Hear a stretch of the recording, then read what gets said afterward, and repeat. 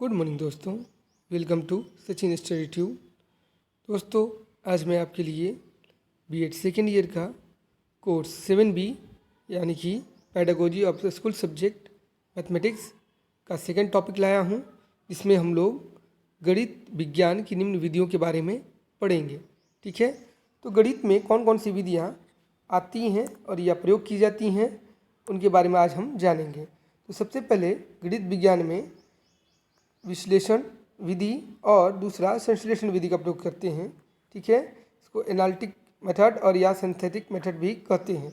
ठीक है, इसके अलावा आगमन विधि, निगमन विधि, ठीक है, इंडक्टिव और डिडक्टिव मेथड, और नेक्स्ट है ह्यूरिस्टिक प्रणाली यानी कि ह्यूरिस्टिक मेथड। ठीक है, योजना विधि, प्रोजेक्ट मेथड और प्रयोगशाला विधि यानी लेबोरेटरी मेथड। इन विधियों का हम विस्तार पूर्वक अध्ययन करेंगे हम लोग आज। ठीक है, और उसमें हम लोग सबसे पहले विश्लेषण और संश्लेषण की विधि के बारे में आज जानेंगे कि विश्लेषण विधि और संश्लेषण विधि का प्रयोग कैसे और क्यों करते हैं इसमें गणित में। ठीक है, तो चलिए शुरुआत करते हैं समय न गवाते हुए। विश्लेषण विधि और संश्लेषण विधि के बारे में देखेंगे आज हम लोग। विश्लेषण विधि एक एवं संश्लेषण विधि गणित की दो प्रमुख विधियाँ हैं। ठीक है, इनका प्रयोग अधिकतर रेखा गणित के शिक्षण में किया जाता है। किसमें? रेखा गणित के शिक्षण में। रेखा गणित के शिक्षण में विश्लेषण और संश्लेषण विधि का प्रयोग किया जाता है। यह तर्क साध्य विधियाँ हैं। ठीक है ना, इसमें तर्क के माध्यम से हम लोग इन विधियों को प्रयोग करके हम लोग गणित को सॉल्व करते हैं। ठीक ना, गणित का शिक्षण देते हैं। विश्लेषण विधि में अज्ञात से अपना तर्क प्रारंभ करके ज्ञात की ओर पहुँचा जाता है। याद रखिएगा, विश्लेषण में अज्ञात कोई भी चीज़ अननोन से नोन की ओर, ठीक ना, तर्क करके हम लोग पहुँचते हैं। तो इस विधि को हम लोग कौन सा विधि कहते हैं? विश्लेषण विधि कहते हैं। जबकि संश्लेषण विधि में ज्ञात से यानी कि नोन से अननोन की ओर जाते हैं। ठीक ना, कोई चीज़ हम लोग ज्ञात है तो उससे अननोन की ओर जाते हैं, ज्ञात से अज्ञात की ओर जाते हैं, तो कौन सी विधि कहलाएगी? संश्लेषण विधि कहलाएगी। याद रखिएगा दोस्तों। चलिए हम शुरुआत करते हैं। अब इसके बारे में हम लोग जानकारी लेते हैं कि यह हमें ABC के संबंधित स्थापित करना है। मान लीजिए अगर क्वेश्चन आता है कि यदि ABC में संबंध स्थापित करना है तो संश्लेषण विधि में हम तर्क करके कह सकते हैं कि अगर A सत्य है तो B भी सत्य होगा, और इस प्रकार हम समझ सकते हैं कि C भी सत्य होगा। यानी A, B और C अगर तीनों आपस में बराबर हैं, अगर A सत्य है तो उस पर समझ जाएंगे B भी सत्य होगा, और B सत्य है तो C भी सत्य होगा। तीनों आपस में सत्य होंगे। ठीक है, अगर तीनों आपस में बराबर हैं तो। ठीक है, और इसी तरह ये सत्य होना चाहिए। इस प्रकार हम A सत्य धातु हुआ इसलिए यह C सत्य होगा, ऐसा हम लोग ये पूरी अनुमान तो लगा लेते हैं। ठीक है ना। अब आते हैं विश्लेषण विधि। तो संश्लेषण विधि में अगर एक चीज़ के बारे में हम लोग को बता दिया गया कि ये ऐसा है तो उसमें निष्कर्ष तक पहुँच सकते हैं। ठीक है, यानी कि अज्ञात से ज्ञात की ओर पहुँच सकते हैं। जबकि संश्लेषण विधि में ज्ञात से अज्ञात की ओर जाया जाता है। तो इसमें देखते हैं हम लोग संश्लेषण विधि में हम तर्क करते हैं। ठीक ना, अगर A भी सत्य होगा, अगर A भी सत्य होगा तो B भी सत्य होगा, इस प्रकार C भी सत्य होगा। जबकि विश्लेषण क्या होता है? ठीक है, C सत्य होने के लिए B का सत्य होना जरूरी है, और B के सत्य होने के लिए A का सत्य होना जरूरी है। यानी कि उल्टा, अरे B C A है, तीनों आपस में बराबर हैं, तो B के सत्य होने के लिए A का सत्य होना जरूरी है, और A के सत्य होने के लिए C का जो सत्य होना जरूरी है, और C के लिए B का। तो ये तीनों आपस में कोरिलेटेड हैं। ठीक ना, तो 1 से हम लोग 3 पर पहुँचेंगे और 3 से हम लोग 1 पास भी पहुँच सकते हैं। ठीक है, तो विश्लेषण विधि की जटिल समस्याओं को सरल में विभक्त करते हैं और इन्हें बालक सरलता से हल कर सकते हैं।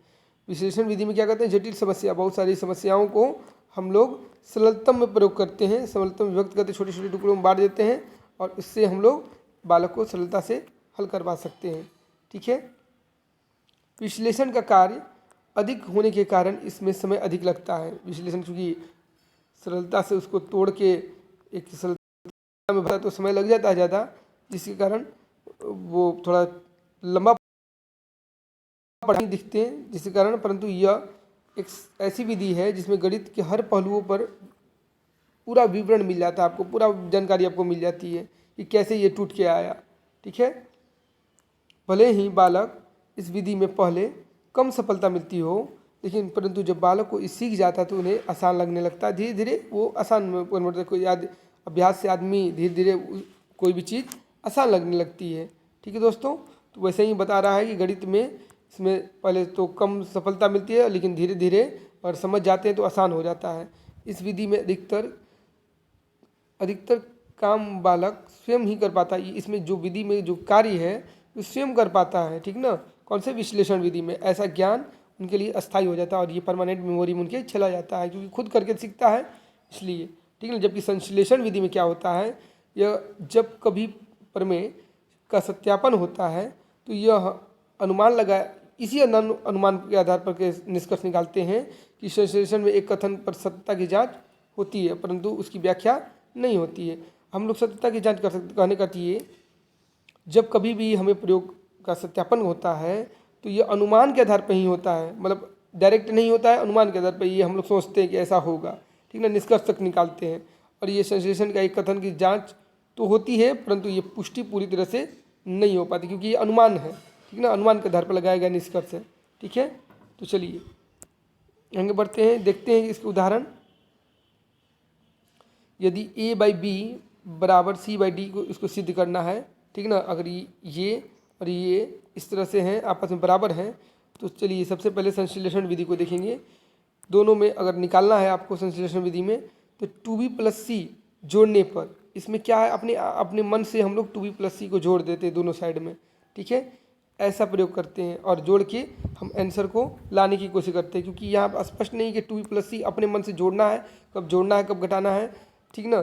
तो ऐसे, लेकिन चूँकि हम लोग शॉर्टकट मेथड लगाकर और पहुँच जाते हैं जगह पे, इसलिए इस संश्लेषण थोड़ा सा पेचीदा पड़ जाता है और थोड़ा आसान पड़ जाता है, लेकिन ये उसको सोचना पेचीदा पड़ जाता है कि क्या क्या लगाएं कि जल्दी से पहुँच जाए आंसर के पास। जबकि विश्लेषण विधि थोड़ा लंबा पड़ता है, लेकिन एक मिनट, विश्लेषण विधि थोड़ा लंबा पड़ता है, लेकिन क्या होता है उसमें कि आराम से कैलकुलेशन करने के बाद हम लोग तथ्यों के पास पहुंच जाते हैं और उसको प्रूव कर देते हैं, ठीक है। लेकिन एक बार वो जड़ जमा देता है तो हमारे परमानेंट मेमोरी में बैठ जाता है। चलिए देखते हैं अब उनकी विशेषताएं, विश्लेषण विधि की विशेषता क्या है। चलिए, विद्यार्थी स्वयं किसी समस्या का हल एवं साध्य की रचना उत्पत्ति खोज लेते हैं। जैसे किस तरह से इसको प्रोसेस करके हल करना है, ये धीरे धीरे बच्चा लोग एक प्रक्रिया करते हुए अंतिम में हल तक, निष्कर्ष तक पहुंच जाता है। जबकि ऐसा संश्लेषण विधि में नहीं है।